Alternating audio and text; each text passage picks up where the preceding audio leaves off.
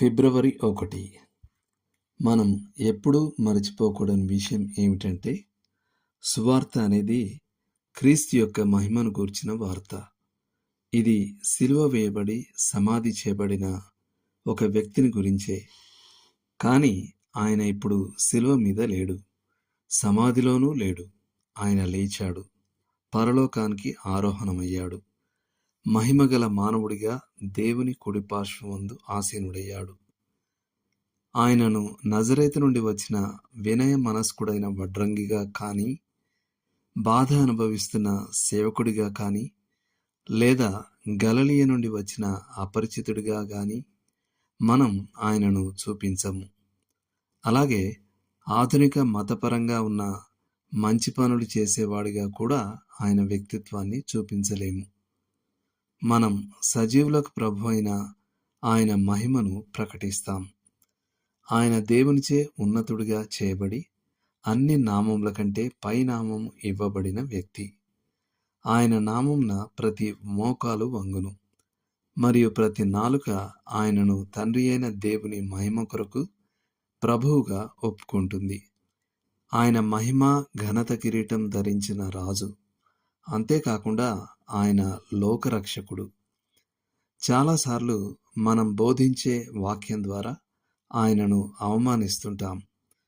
మనం సాధారణ మనిషిని, అతని ప్రతిభని హెచ్చించి అలాంటి మనిషి దేవునికి సేవ చేయడం దేవుని అదృష్టం అనే అభిప్రాయం సృష్టిస్తాం.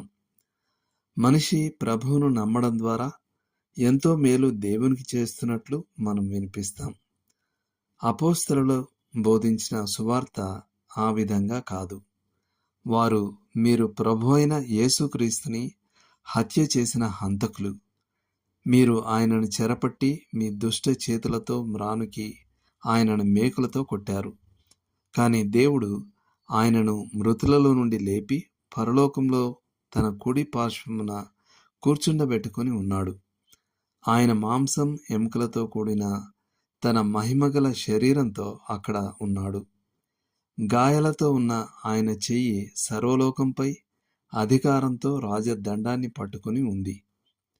ఆయన ప్రపంచానికి న్యాయంగా తీర్పు తీర్చడానికి మరలా వస్తున్నారు. కాబట్టి మీరు పశ్చాత్తాపం నొంది ఆయనను విశ్వాసంతో ఆశ్రయించడం మంచిది. రక్షణకు వేరే మార్గం లేదు.